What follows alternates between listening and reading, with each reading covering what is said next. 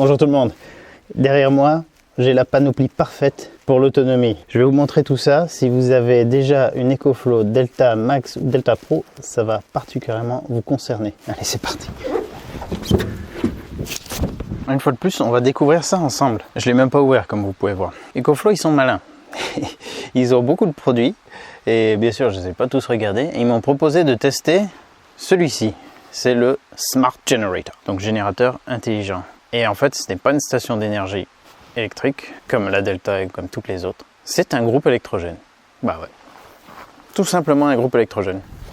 Tout simplement? Non, en fait, pas vraiment tout simplement. Parce que il va au-delà d'un simple groupe électrogène et il est particulièrement conçu, c'est là où c'est malin, pour aller avec leur station d'énergie Delta Max et Delta Pro. A priori, pas les autres. Peut-être il y aura des adaptateurs, des choses comme ça, mais pour l'instant, c'est Delta Max et Delta Pro. Donc ce qui fait que si on va vouloir avoir une autonomie qui ne dépende pas que de l'électricité et du panneau solaire, je ne sais pas si vous l'avez repéré là derrière, on va pouvoir combiner donc déjà une station d'énergie de 2000 Wh minimum, celle-ci, pleine, plus panneau solaire en complément, plus groupe électrogène qui fonctionne à l'essence et au gaz. Là j'ai pris du propane. Donc là on a quelque chose, vous allez voir que ça fait vraiment une solution, je trouve, hein, j'ai regardé un peu mais je ne suis pas du tout un expert dans le domaine, mais il ne me semble pas qu'il y ait aussi polyvalent, aussi complet comme solution et aussi simple à utiliser, aussi compatible. Vous allez voir, normalement ça devrait tenir ses promesses. Hop. Bon, il était arrivé sur cette palette d'ailleurs et il est pas léger. Donc on n'est pas sur le même délire que ça. On est sur vraiment quelque chose qui, selon moi, ça pourrait s'intégrer dans un véhicule, mais ça me paraît plus compatible avec par exemple une résidence secondaire ou même principale, un site isolé comme celui-ci. Ben, je suis pas loin de chez moi en fait, mais ici il n'y a ni eau ni électricité. Et quand je vais vouloir retaper ce bâtiment, eh ben, il va falloir que je passe par groupe électrogène ou station d'énergie ou les deux. Allez, je vais mettre comme ça. On va déballer les trucs. Je vais peut-être même le mettre à côté et le poser dessus. Ça fait plaisir un peu de soleil parce que là, chez nous en ce moment, on n'en a plus. Enfin là c'est chez nous aussi mais on n'y habite pas. Puisque ce sont des vieilles ruines. Alors déjà quand on ouvre la boîte, on voit qu'on a un manuel d'utilisateur. Ouf, c'est un pavé. Alors il est multilingue j'espère. On a un câble de connexion justement à la Delta Max ou Pro. On a un petit détendeur et de quoi connecter à une bonbonne de gaz. Est-ce que j'ai ce qu'il faut pour le connecter là-dessus? J'espère. Un petit jeu d'outillage et d'entretien parce que comme on est sur un moteur thermique, ben, il y aura peut-être des interventions à faire parce qu'on a là un entonnoir avec un tube flexible pour le carburant et la bête. Oh, ah ouais, putain, c'est un morceau. Oh là là, c'est un sacré morceau. Je vais enlever le bonnet parce que ici il fait bon soleil. Je vais vous redire le poids, mais il est quand même assez lourd. Je vais vous redire dans les caractéristiques. Ah là, c'est là que c'est bien d'être à deux pour qu'il y en ait un qui tienne le carton.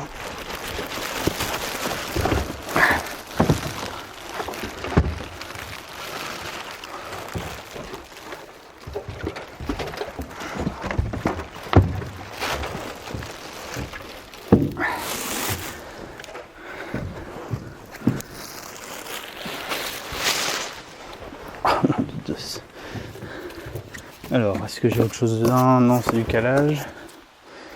Il a de la gueule quand même. Faisons un petit tour ensemble.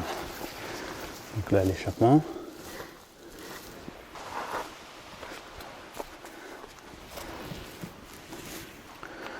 Au-dessus, on a ces indications.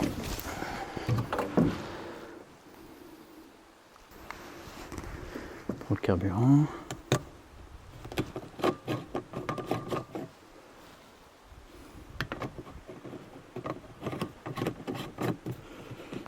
Ça sert à quoi ça? C'est quoi?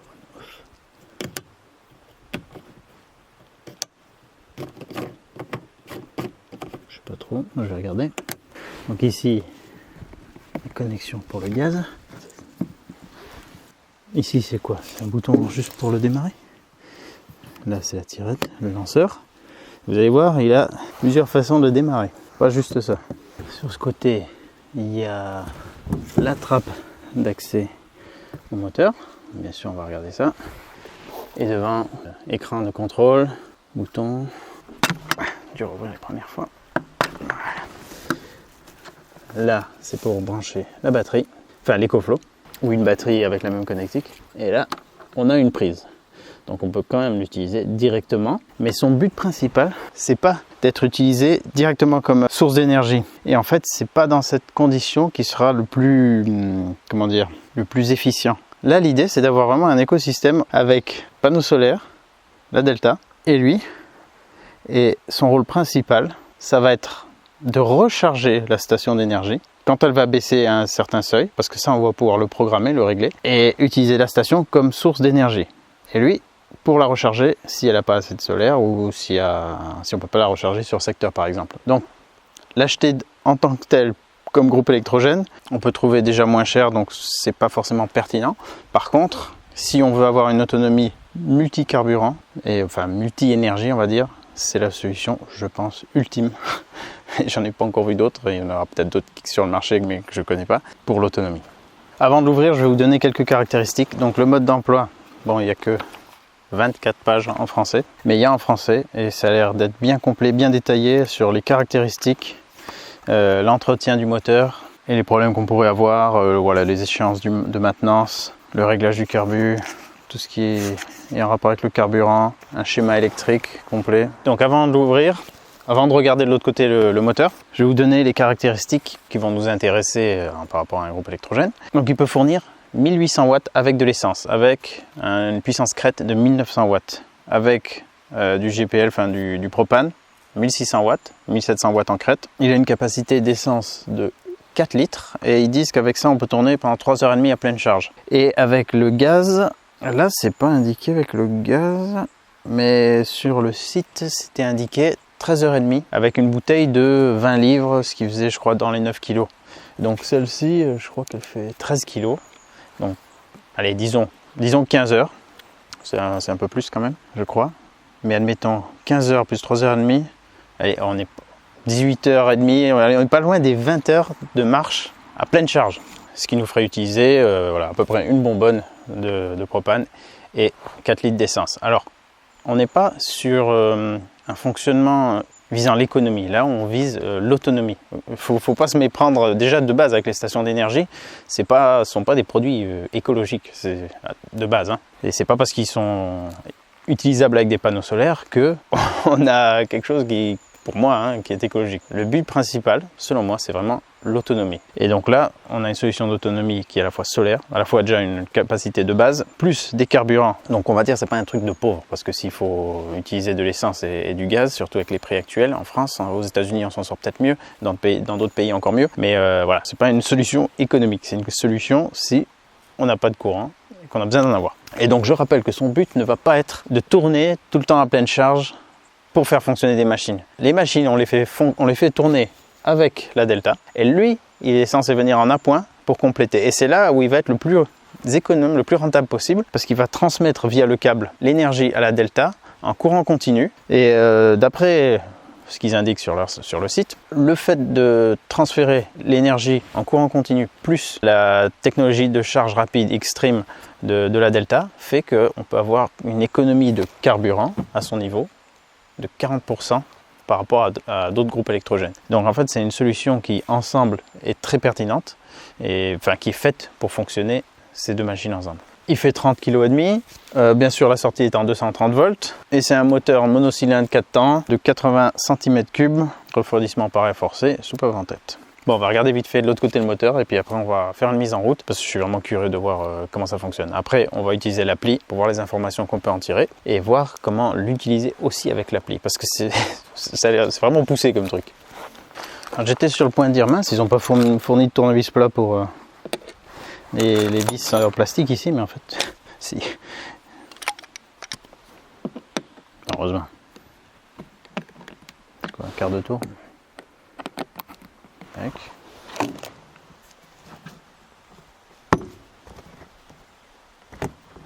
C'est ça ou pas? Ok. Alors, l'huile. On va regarder s'il y a de l'huile déjà. Je prends un chiffon au cas où. Toujours regarder les chaussettes dépareillées. Oh! Mais attends, il n'y a pas d'huile?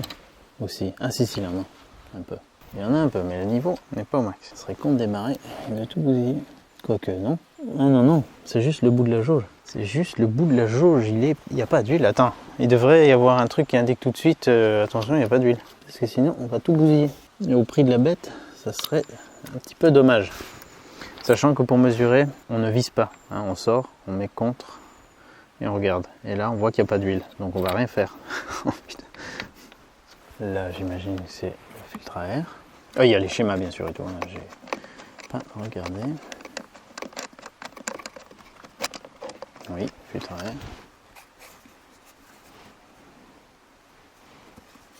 Il faudra bien sûr nettoyer de temps en temps. On va remplacer. Bon, très facile d'accès.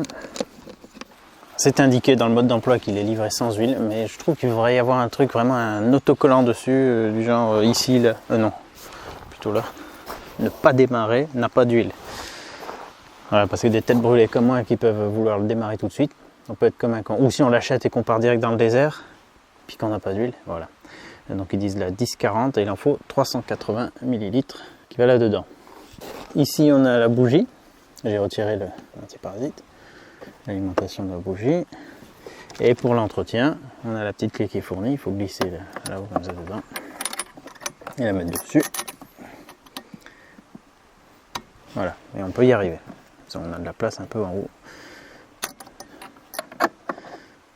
de la carrosserie si je puis dire. Alors ça je remets en place. Donc ça a l'air assez accessible, assez facile d'entretien. Vous avez peut-être remarqué qu'ici on a une jolie boîte bleue qui est une batterie, parce qu'on a un démarreur. Et oui, il y a un démarreur, on va pouvoir le démarrer à la tirette avec un bouton, ici là, Electric Start, on appuie sur démarre. On va pouvoir le démarrer avec l'appli, donc à distance, et il va pouvoir se démarrer tout seul lorsque le niveau de batterie de la Delta baisse. Ça c'est quand même assez complet, je dirais. Bon, je vais refermer, je vais te rentrer pour lui faire le plein. Je vais pas laisser des trucs ici. Et puis on va essayer de démarrer cet engin.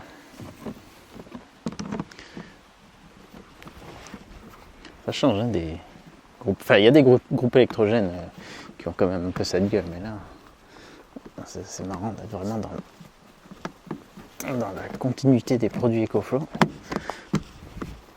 Ceux qui aiment bien quand les choses s'accordent, ben là, ça s'accorde.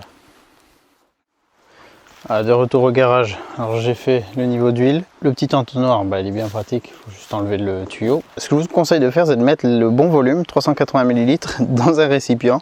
Comme ça, vous versez tout d'un coup. Moi, je l'ai fait à peu près 75 fois. Et n'hésitez pas à basculer comme ça. Vous basculez, vous ouvrez, vous mettez l'entonnoir, vous remplissez. Et voilà, c'est bien plus facile que de le laisser comme ça. Sinon, c'est bien fichu. Là en bas, il y a genre un petit compartiment. Si l'huile venait à déborder ici, ça va là-dedans. Donc moi ce que j'ai mis c'est mon caleçon, je l'ai enlevé, là j'en ai plus sur moi. Je l'ai mis là pour éponger l'huile s'il y en avait là. Il me manque aussi une chaussette au pied. Bon, ça c'est petits détails techniques mais qui vont éviter qu'on ait de l'huile et des saletés à l'intérieur, enfin le moins possible en tout cas, de la coque. Ça c'est bien conçu. Je vois que là il y a deux petites durites aussi qui descendent ici et qui évacuent là. Donc peut-être un système de trop-plein ou voilà, je ne sais trop quoi. En dessous, à part ça, on a juste 6 pieds antidérapants. Et puis les fixations du moteur, un gros rail. Le niveau d'huile est bon. Je vais mettre de l'essence et on va pouvoir faire un test de démarrage. Voilà, on a l'indicateur de niveau max. Donc je suis presque au max. Ouais, on va dire que je suis au max. Là aussi c'est bien fichu, tout ça c'est en caoutchouc. Si on verse à côté, eh ben, c'est censé partir là, ressortir là, couler le long par terre. Donc on va éviter, mais si c'est le cas, ça va pas dégueuler dans tous les sens, là où il faudrait pas, du genre sur la façade ou sur l'échappement. Pas non plus que ce soit trop en pente, sinon ça va quand même franchir le rebord. Ça, off, on, je pense c'est juste pour le transport. Si on met off, il n'y a pas d'entrée d'air.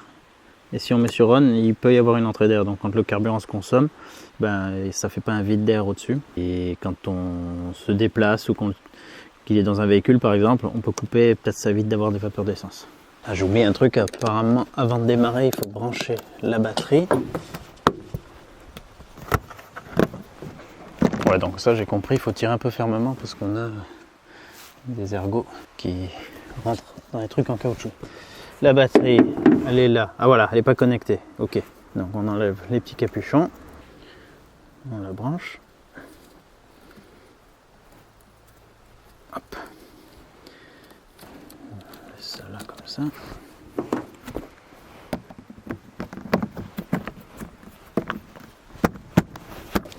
Alors, je vais faire le démarrage manuel pour commencer. Donc là, ils disent si on utilise l'essence. Ici, il faut donc mettre sur on. Si on utilise le gaz, on ouvre le gaz. Ensuite, on met sur on. Voilà, il s'allume. Donc l'afficheur qu'on connaît bien. Il y a le bouton Bluetooth et Wi-Fi qui clignote. Ça, on va voir avec l'appli. Ça serait pour alimenter le 230 volts. Là, ça serait pour démarrer. Il a une alarme de monoxyde de carbone. Donc, si c'est dans par exemple, un garage, un local, bien sûr, on ne l'utilise pas dans un camping-car, dans une caravane, dans un petit chalet, n'importe quoi. C'est à l'extérieur. C'est comme un groupe électrogène normal. Mais s'il était dans un endroit un peu confiné, genre un garage à l'abri, avec le taux augmenté trop, il y aurait une alarme. Il y a une alarme aussi de niveau bas d'huile, donc ça c'est bien. Et il y a encore d'autres protections, je crois, en surchauffe et en surintensité. Je vais faire tourner un petit peu l'huile dans le moteur.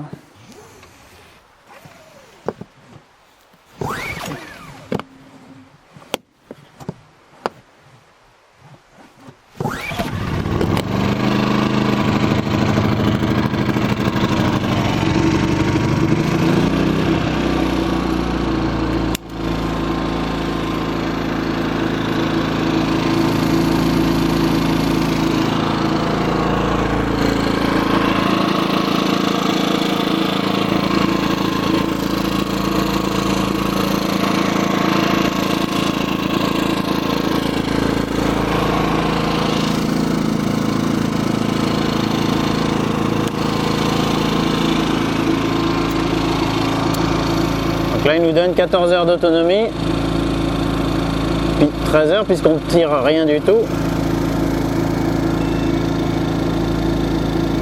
Ah oui, alors là, il dit qu'on est en mode éco. Si j'appuie là-dessus, ça nous indique que on a du courant à la sortie de 130 volts en 50 Hz. Et puis voilà, il n'y a plus qu'à tirer. Hein. Et si on veut l'éteindre, ouais, ça c'est une bonne question. Comment l'éteindre? Bah, j'imagine là aussi, non? Ah non, peut-être juste off. Attendez, je vais voir. Ah non, là aussi. Ok. Bon. C'est, je trouve, raisonnable comme bruit. Quand même assez bien calfeutré. Bien sûr, on met pas ça à côté du camping-car pour dormir la nuit. Mais s'il est un peu à l'écart, ça va. Après, il ne faut pas se le faire piquer non plus. Essayons maintenant le démarrage électrique. Wow, ça c'est trop la classe, ça. Trop facile. Alors, si vous ne l'avez pas utilisé pendant longtemps, je conseillerais quand même, avant de le démarrer par le bouton, c'est quand même d'actionner ça plusieurs fois pour un peu refaire tourner le piston, faire circuler un petit peu l'huile. Ça peut pas faire de mal. Bon, alors déjà deux modes de tester de démarrage. Fastoche. Là, je vais lancer l'appli. Alors, appuyez sur le bouton IoT Reset. Donc celui-là.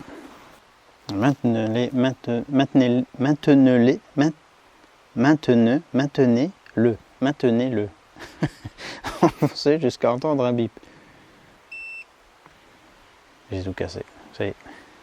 Ça marche plus. Ouais. Donc je fais suivant. Ou je refais. Non. Allume-toi. Qu'est-ce que j'ai fait comme bêtise? Ça clignotait tout à l'heure, mais là c'est quand même plus. Alors, attends, il s'est peut-être juste mis en veille pile au moment où. Ah voilà. Alors un petit clic, ça le réveille. Ok, je reste appuyé dessus. Oui, il a bipé. En fait, j'ai lancé l'appli tout à l'heure. Donc, tous leurs appareils. Smart Generator Dual Fuel, parce qu'ils en ont un qui était qu'au gaz, je crois. Un précédent.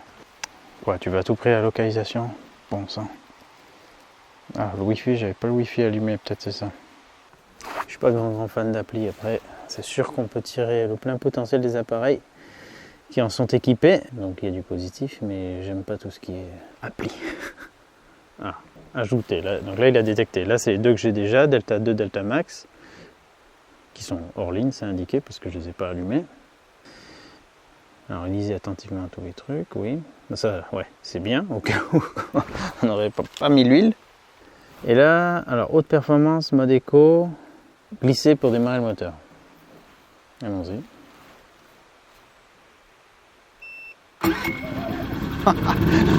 Ah, c'est le futur, ça. Trop bien. Alors, je vais lui brancher un appareil. Devinez ce que c'est au bout de ce câble. Alors là, du coup, je peux activer aussi donc la prise. C'est ça? Ah, là. Le mec, il galère. Non, c'était déjà activé. Je réactive. Ok. Voilà. Vous voyez, là, c'est indiqué. Et ben, je vais démarrer la bétonnière. Si elle veut bien démarrer. Parce que les boutons, ils se sont fossilisés. Ah.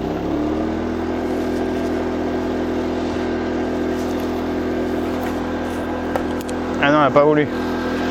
Attends.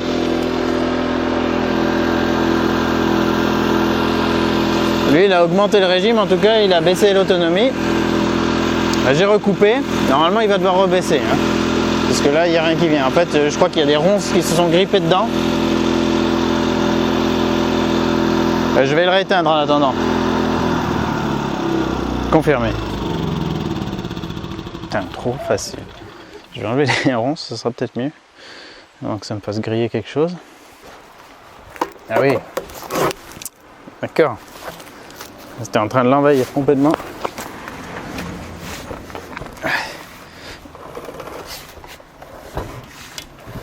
Ça, ouais, c'est pas trop bon de laisser les appareils non protégés en extérieur. Ah là là. Quel contre-exemple je suis. Je vais niquer le moteur de la bétonnière.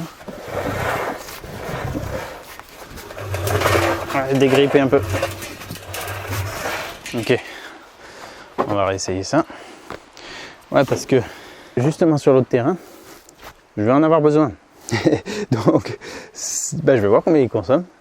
Ça sera très pratique si... Non, je crois que ça consomme pas trop, mais pas non plus laisser tourner des heures. Donc si je peux avoir un complément avec essence, ben, ça m'évite d'avoir une bétonnière thermique. Allez, on démarre, on va voir si c'est réactif tout ça. Fantastique.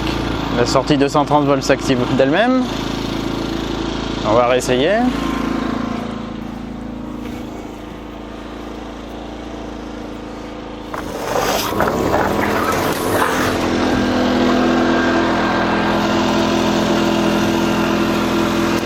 Ça m'indique 280 watts et ici, voilà. Ouais, donc elle n'est pas du tout chargée. J'imagine que ça pompe un peu plus quand elle est remplie à la gueule. Ah, et puis après là, on a une courbe de la consommation. On a vu un pic là. Est-ce qu'on peut l'agrandir ça?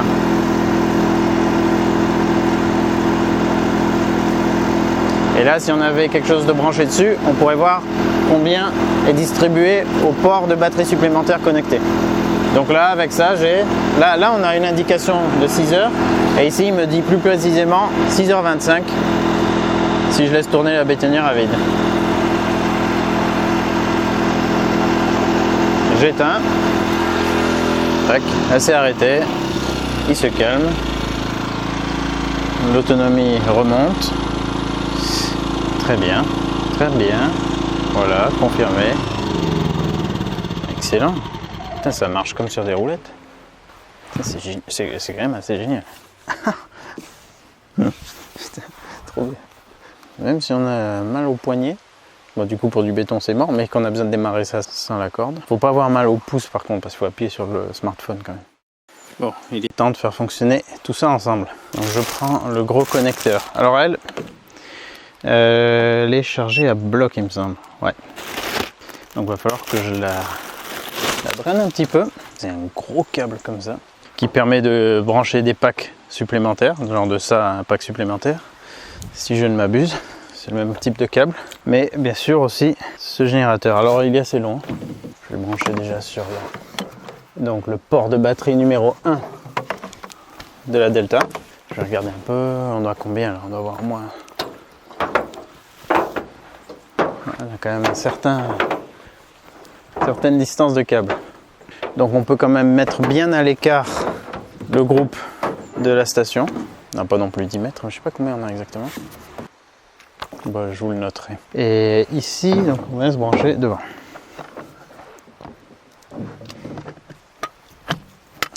Voilà. Donc là, les deux sont reliés. Est-ce que sur l'appli, il va me détecter ça? Par exemple, j'active les ports 220 volts, 230 derrière. Donc ça va forcément activer le convertisseur. Oui, mais ça pompe rien tant que... Non, là, forcément, ça peut rien détecter. Bon, je vais brancher quelque chose là-dessus. Alors, les deux sont connectés. J'ai réussi à les faire apparaître dans l'appli. Si je vais sur la Delta, donc ce serait pareil pour la Delta Pro. La Delta Max, je vais ici. Là, j'ai la partie marche arrêt automatique du générateur, Smart Generator. Je vais dessus et je peux régler de 30 à 50% la plage de déclenchement de marche arrêt. Donc là, ça va fonctionner par exemple que dans cette plage, entre 30 et 50%. Si je veux que ça fonctionne tout le temps, qu'il alimente en permanence, eh ben on met comme ça. Et moi, je vais mettre à 98%, voilà, histoire de faire un test. Je vais utiliser mon décapeur thermique pour commencer à décaper un peu des trucs que j'ai là-bas sur la cabine du camion. Les inscriptions là, qui étaient là quand j'ai acheté le camion. Et donc ça va pomper. Alors là, je fais confirmer. Et normalement, il devait se déclencher quand la Delta atteint 98% de charge. On va voir ça. Alors, je fais rien d'autre. Je vais utiliser le décapeur. Je vous laisse ici. Comme ça, vous verrez les consos. Je vais voir si sur l'appli, pour moi, ça s'affiche bien quand je lance le décapeur. Ouais, moi, j'ai 100 watts qui s'affiche. Ouais, 2000.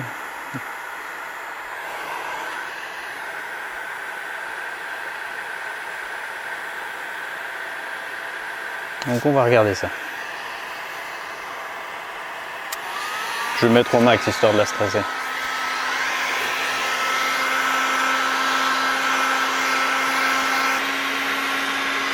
« 99% ça m'affiche.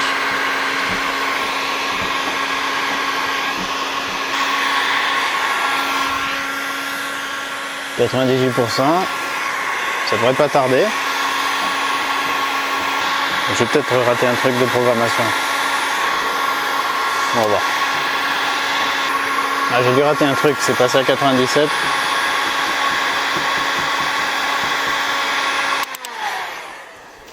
Alors attends, est-ce que... Ah mais non, il est plus connecté Smart Generator. Mais est-ce que j'ai besoin qu'il soit connecté? Ah, c'est ça que des fois j'aime pas trop avec les applis. J'ai enlevé que ça pour le moment. Je vais le démarrer un coup quand même pour voir si là ça me montre de la charge en entrée. Hein. Allez.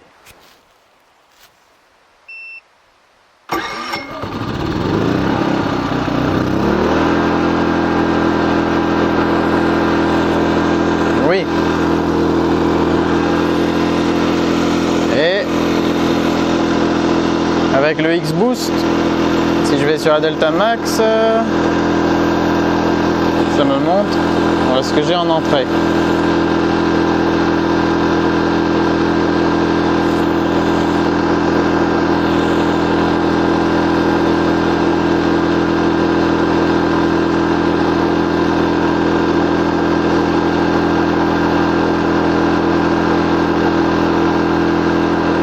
là je vois, là maintenant on voit sur port de batterie supplémentaire la consommation qui correspond à ce qu'on a affiché partout.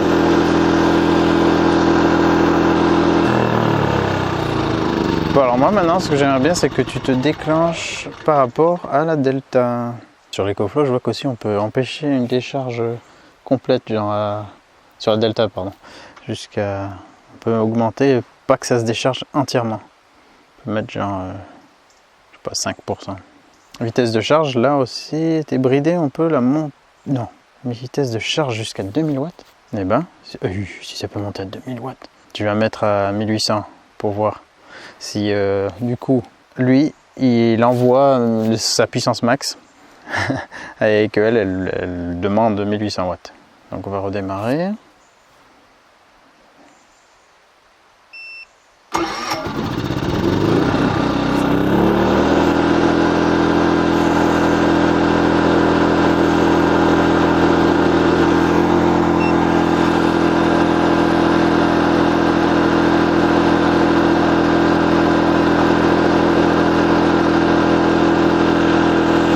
Quoique normalement en fin de charge elle tire pas autant, donc là c'est pas le bon exemple. Ouais. Bon, l'échange avec lui en tout cas est réactif, mais il faut que je trouve comment vraiment le faire se déclencher là. Il s'est mis à tomber quelques gouttes, donc j'ai migré dans le garage, et aussi j'ai eu du mal à comprendre parce que je suis un peu bête par rapport au seuil de déclenchement. Mais ça y est, j'ai compris. Donc là, j'ai drainé l'EcoFlow, la Delta, pardon, dans la maison avec le petit chauffage soufflant jusqu'à 30% de charge. Et maintenant, j'ai mis de 30 à 50. En fait, j'avais pas compris. Je croyais que c'était genre le premier des deux seuils atteints. Mais non. En fait, ici, c'est la limite de décharge avant que le générateur se lance. Et ici, c'est la limite à laquelle le générateur va se couper. Okay, moi je croyais que c'était juste la plage et que dans cette plage, peu importe si c'était en décharge ou en charge, il allait se lancer ou se couper. Voilà, donc normalement je l'ai arrêté à 30%, j'ai mis 30%. Dès que je vais commencer à utiliser le décapeur, ça devrait se lancer automatiquement. Confirmer, tac. Donc c'est ce qu'on va voir. Je continue mon petit bricolage sur le camion là-bas. Quoique là, je vais le démarrer, normalement il va partir tout de suite. Ouais, j'ai qu'à rester là, tant qu'à faire. Ah, faut que j'active aussi la sortie. La sortie. Bon, c'est bien, moi je peux vous montrer un peu plus l'appli. Donc la sortie 230 volts. C'est bon quoi. Active-toi. Faut rester appuyé, quoi. C'est censé faire bip et t'activer. Non, tu réagis. Pourquoi tu réagis pas? Pourquoi il s'active pas? Ah non. Non, il s'active pas parce que ça va, tout fonctionne bien en fait. C'est parce que dans la maison, comme je suis parti couper du bois entre temps, j'ai mis un niveau de décharge minimum à 30%. Voilà. Ah. Donc là, maintenant, il va s'activer. Non, en fait, tout fonctionne bien. C'est moi qui me perds dans mes propres réglages. Normalement, là, c'est bon. Voilà. Eh ben. Ok. Donc, on va voir si en descendant sous 30, il va se lancer.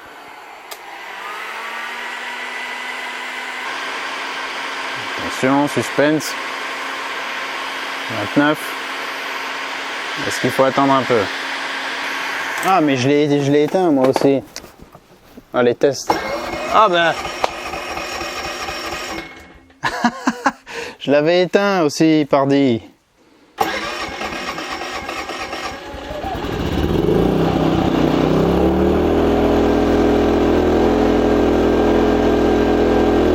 Et ben voilà, il se fait recharger.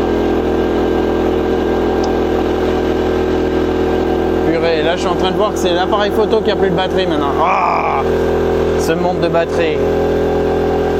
Et là j'avais mis la charge max, j'avais mis à 2000 pour l'EcoFlow. Donc là il est en train d'emmagasiner un max que ce que lui peut donner en fait. Ça pourrait aller jusqu'à 2000 parce que j'avais mis de chargement max, j'avais mis 2000. On va voir si je réduis.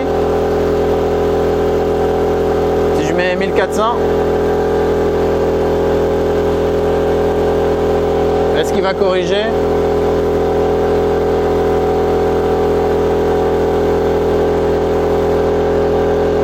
Ah, peut-être pas une fois qu'il est lancé.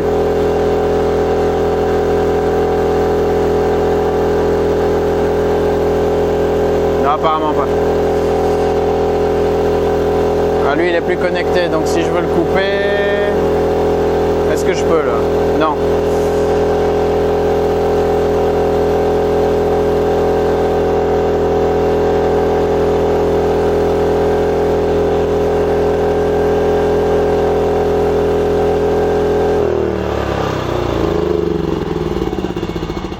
Voilà, et là j'ai plus de batterie sur l'appareil photo. Donc les 4 modes de démarrage, vous les avez vus, ils fonctionnent. Et vous avez vu que même si lui on l'a pas mis sur on, bah, il essaye de le faire. Et s'il n'y arrive pas, bah, il réessaye de le faire encore un coup. Et je pense que jusqu'à ce qu'il y arrive. Donc là on a eu un petit test assez intéressant. Pas prévu, intéressant.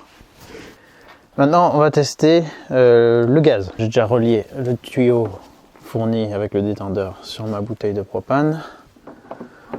Et on va le brancher simplement ici. Et là il fait froid. On est 2 jours après la dernière séquence. Donc il n'a pas tourné, tout est froid. Il n'y a pas de, a priori, de starter ou autre intervention qu'on puisse faire sur le démarrage. À partir le lanceur, on va appuyer sur le bouton de démarrage, donc on va voir. Ça a l'air vraiment ultra simple. Voilà, là il est relié. C'est pas hyper clair dans le manuel pour savoir comment utiliser le GPL plutôt que l'essence. Ça dit juste, si on utilise le gaz, on met ça sur off. Donc alors il y a peut-être un petit capteur de dépression qui détecte que ça c'est fermé et qui passe du coup au gaz. Et puis pour utiliser le gaz, ils disent d'ouvrir ça. J'ai même pas lancé l'appli. Hop, je rapproche un peu plus de la sortie pour l'échappement. Donc ça c'est sur off. Ça il faut quand même le mettre sur on. Ça c'est, je crois, tout simplement pour mettre le moteur en marche. Ah, donc ça l'allume. Est-ce qu'il va détecter? J'ouvre le gaz. Une petite fuite. Ah ouais, j'ai une toute petite fuite. Normalement, là, vous voyez, j'ai l'essence, le mélange et le gaz. Normalement, je stocke aussi les allumettes à cet endroit, mais là, j'en ai plus. Allez, on va lui demander un démarrage électrique. Donc ça, c'est off. Normalement, il doit démarrer au gaz.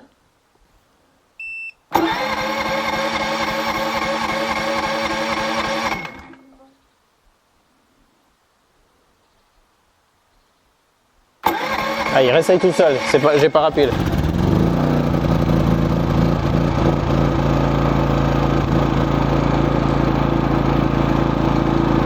Je sais pas pourquoi il s'est allumé lui, peut-être pour montrer que il a détecté qu'il tournait au gaz et donc non, je sais pas. Ah non, elle est valable pour les deux. Bon, peut-être pour montrer que ça fonctionne à la mise en route du moteur. Donc là il tourne au gaz.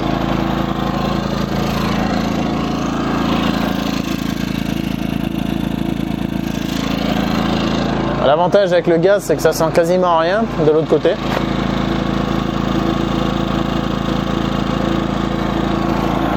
Et si je le bifurque,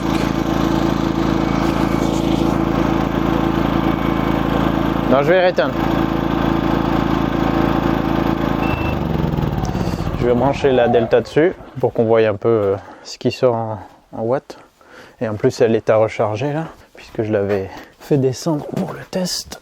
Je vais lui faire un petit démarrage au câble. Donc il est toujours sur on, c'est bon. Oh, fastoche.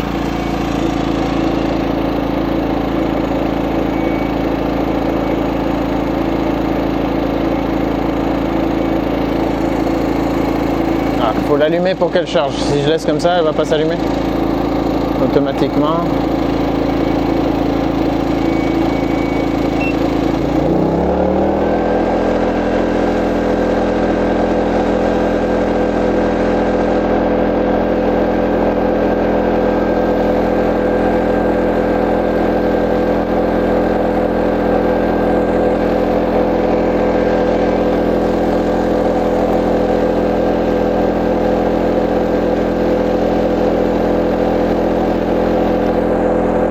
estime avoir 3 heures pour charger à peu près. Et lui, l'estimation d'utilisation, je sais pas pourquoi elle reste à 99 heures, mais ça me paraît beaucoup. Ah mais oui, parce qu'en fait il a aucune idée de combien il y a de capacité de gaz. Ouais, il peut pas le déterminer ça. Il faudrait peut-être mettre dans l'appli, je vais regarder si c'est possible de mettre la contenance de la bonbonne. Alors je peux pas a priori mettre la quantité de gaz de mon réservoir, mais ça m'indique que ça tourne au propane et qu'on consomme 320 grammes par heure à ce rythme. On va regarder si je coupe le robinet. Je vais ouvrir l'essence et couper le gaz.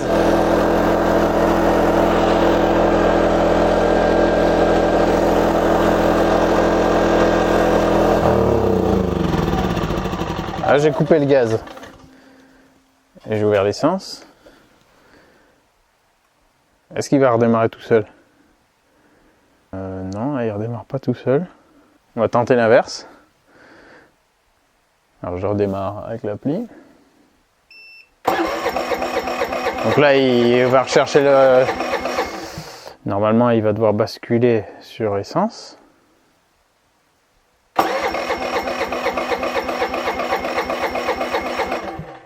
Est-ce qu'il arrive à le faire tout seul? Ou faut que je déconnecte le truc? Non.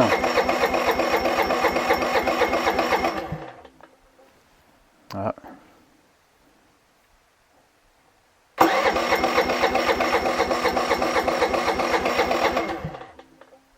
Non, alors si je déboîte le gaz. Ah bah là il a détecté que j'ai déboîté le gaz.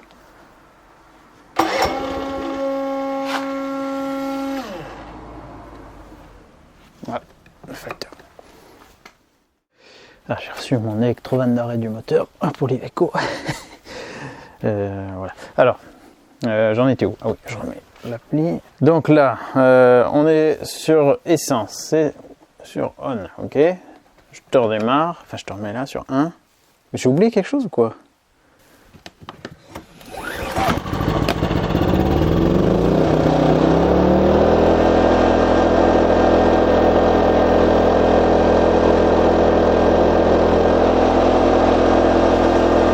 Ok, bon.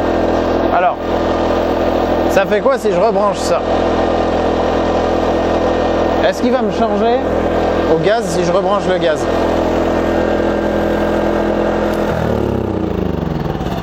Ah oui, il veut. Attendez, mais si j'ouvre, là je rouvre. J'avais fermé. Ah. Débrancher tous les composants électroniques de l'unité, couper le moteur, puis le remettre en marche. Débrancher les composants, ça veut dire la batterie aussi ou pas? Bon, en tout cas, là, il a redétecté que je suis passé au gaz. Mais il est censé pouvoir passer de l'un à l'autre, il me semble. Bon, je vais essayer d'élucider ça.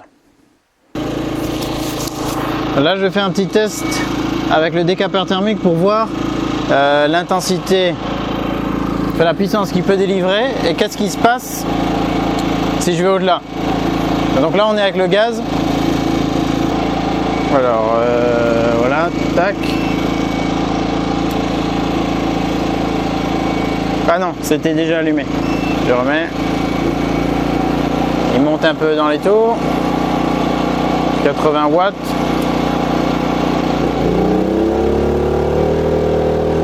Oula.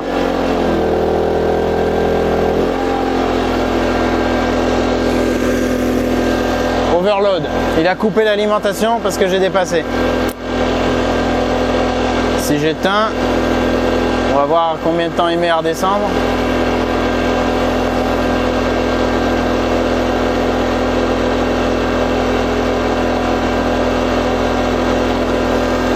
Pourquoi? Voilà, ok, il redescend. Alors je vais essayer plus progressivement. J'étais à chaleur max.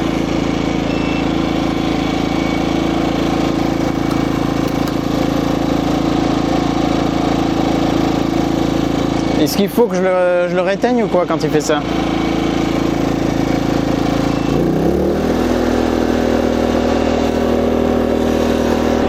Ah non, il veut pas. D'accord.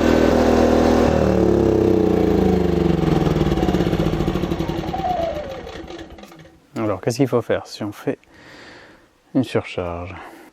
Peut-être faut juste l'éteindre. Voilà. Je l'éteins. Je le rallume. Ça semble ok.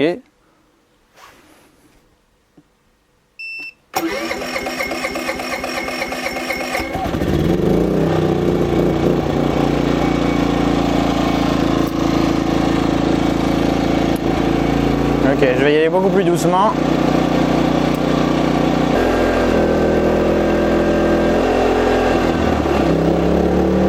Ouais, ça le fait quand même pas mal travailler cette affaire. Là il est en mode éco, si on voulait pas qu'il fasse, je pense, ces fluctuations, on le mettait au max. Ça il faut le faire avec l'appli.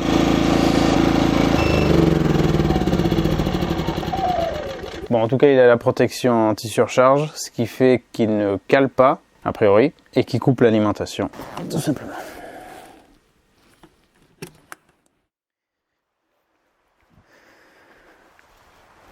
Bon, une fois de plus, un test honnête, sans triche, sans coupure au montage. Enfin, si, plein de coupures, mais surtout pour des bruits de respiration, des bruits de bouche et des temps morts. Mais je veux dire, je vous ai montré tout, mes cafouillages, les éventuels cafouillages des appareils.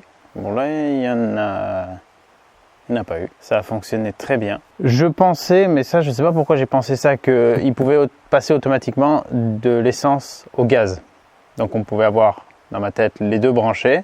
Quand le réservoir d'essence est vide, il passe au gaz, mais il ne peut pas faire ça tout seul. Il faut, en fait, tant que le gaz est branché là-dessus, il détecte comme source principale le gaz. Et si le gaz s'épuise, il ne va pas passer à l'essence. Il faut le débrancher et là, il passera à l'essence. Alors, c'était un premier tour d'horizon de ce produit. Il y a certainement plein d'autres personnes qui vont le tester, mais j'espère que vous avez compris son but. Et je répète, si c'est toujours pas clair, si vous voulez un groupe électrogène, et c'est tout, que vous n'avez pas de station d'énergie EcoFlow Delta, ça va pas être intéressant d'acheter ce Smart Generator parce qu'il est trop cher pour ce qu'il délivre en puissance. Après, si vous aimez le look, la praticité, c'est quand même un groupe électrogène qui peut s'utiliser en totale autonomie. Admettons que vous ayez les deux, que vous ayez d'un coup plus votre station Delta, il sera toujours utilisable. Vous n'allez pas pouvoir utiliser la prise dédiée pour brancher votre station d'énergie d'une autre marque, mais vous pourrez brancher votre station d'énergie sur la prise de 130 volts et la recharger. Mais on perd tout l'intérêt de l'automatisation de ce système qui fonctionne et avec les panneaux solaires. Donc c'est un produit qui est destiné aux gens qui ont une Delta Pro ou Max, sachant que la Max il y avait 1800 et 2000 watts, ou 1600 et 2000 watts, et qui viserait dans un lieu, enfin moi ça me fait toujours penser pour un site isolé vraiment, où on est trop loin, genre une cabane à la montagne ou bord de mer, ou quelque part où on n'a pas d'électricité, mais pas non plus en camping-caring, caravaning, parce que c'est quand même gros, quoi. Enfin à moins d'avoir vraiment un bus ou un gros camping-car, bon là on peut se permettre d'avoir ce genre de truc. Mais voilà, site isolé, vous avez une Delta comme source d'énergie principale. Donc elle alimente tout ce que vous avez besoin d'alimenter sur place. Un frigo, vos appareils à recharger, un éclairage, enfin voilà. Genre vous arrivez, vous branchez les trucs dessus et ça alimente tout. C'est comme votre tableau électrique dans la maison. À ça, vous avez relié des panneaux solaires, qu'ils soient mobiles ou qu'ils soient fixes ou quoi, mais c'est genre tout le temps relié à ça. Et en complément, vous avez ça qui, lorsqu'il n'y a plus de soleil et que vous avez complètement pompé dans la charge, vous pouvez, enfin, mais il va s'enclencher, si vous l'avez paramétré pour, s'enclencher tout seul pour prendre le relais et recharger la station d'énergie. Pas être utilisé directement, même si on peut le faire. Il a vraiment tout son intérêt, son rendement maximal, et c'est ça qui le distingue des autres groupes électrogènes, où en rechargeant la station et en utilisant le courant de la station, on va économiser en courant plutôt que si on utilisait le courant directement avec le groupe électrogène. Lui, du coup, au lieu de tourner tout le temps, alors que les appareils branchés dessus vont peut-être pas tourner en permanence. Genre une scie circulaire, on l'allume, on coupe. Quand on coupe la scie circulaire, lui, il continue de tourner. Alors que si on est branché là-dessus, c'est juste une batterie, pour faire simple, pas de courant qui sort, la décharge s'arrête. Et quand ça a atteint un certain niveau, lui, il rentre, il recharge ça à fond, il se coupe, il consomme plus de carburant et on repart avec ça.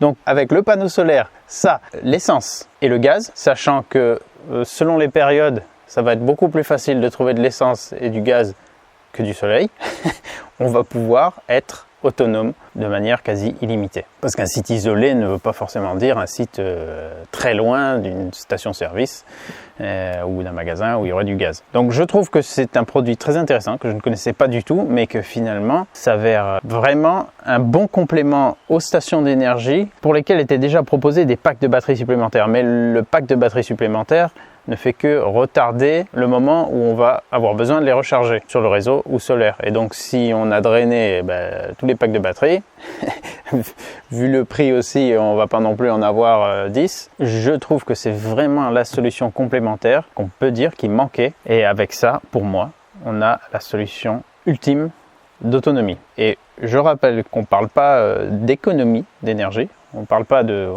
d'économie d'énergie, parce que fabriquer de l'électricité à partir d'essence et de gaz, c'est une électricité chère, très chère même. Les stations d'énergie, le groupe électrogène, les panneaux solaires, voire les batteries supplémentaires, c'est très cher aussi. Donc on n'est pas sur quelque chose d'économie, on est sur quelque chose vraiment qui vise l'autonomie. Et personnellement, c'est quelque chose que je veux viser. Qu'on ait de l'électricité dans le réseau ou pas, j'ai juste envie de me mettre le plus possible hors réseau. Donc dès que ça sera possible, j'ai envie que le compteur Linky ne serve plus à rien dans ma maison. Limite, je coule dans du plomb.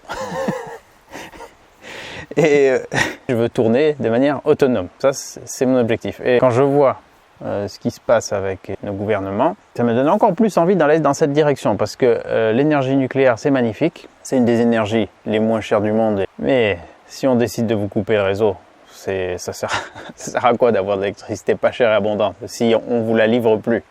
Voilà, donc je préfère m'orienter petit à petit vers des solutions, que ça soit provisoire, mais pour avoir toujours du courant, plutôt que d'être totalement dépendant d'un système. Bon, ça concerne que moi et chacun doit suivre son chemin. En tout cas, vous avez vu ce dont est capable ce produit. J'espère que vous avez bien compris quelle est son utilité et je veux surtout pas, même si on me prête le titre d'influenceur, moi en fait j'ai pas envie de vous influencer, j'ai envie de vous donner des informations qui puissent vous donner envie d'acheter ou pas, de vous diriger vers autre chose ou de vous dire ça y est, c'est la solution qu'il me fallait. Voilà, donc je veux pas que vous soyez déçus, ça c'est le point le plus important pour moi. À partir de là, c'est en faisant qu'on fait. Je vous souhaite bonne quête d'autonomie et n'hésitez pas, si vous avez des questions dans les commentaires, j'essaierai d'y répondre. N'hésitez pas aussi à contacter EcoFlow bien sûr parce que c'est quand même eux qui fabriquent et qui connaissent mieux les produits que moi, mais si je peux vous aider, je le ferai. Vos retours d'expérience, si vous avez déjà celui-ci ou la génération d'avant, m'intéressent aussi. Je vous mets le lien vers ce produit, vers ces produits dans la description et je vous dis à très bientôt dans une autre vidéo. Au revoir. Est-ce que je vais réussir à ressortir ça par-dessus la belle? Ah, ce qui est marrant, c'est que ça... c'est un peu plus lourd, mais celle-ci est bien lourde aussi. Hein. Et le gros inconvénient des stations d'énergie par rapport aux groupes électrogènes ou aux machines qui utilisent de l'essence, c'est que quand elles sont à plat, que leur réservoir est vide, elles sont quand même tout aussi lourdes. Alors que quand ça c'est vide, ça pèse 4 kg de moins. Hop là. Allez, à la prochaine.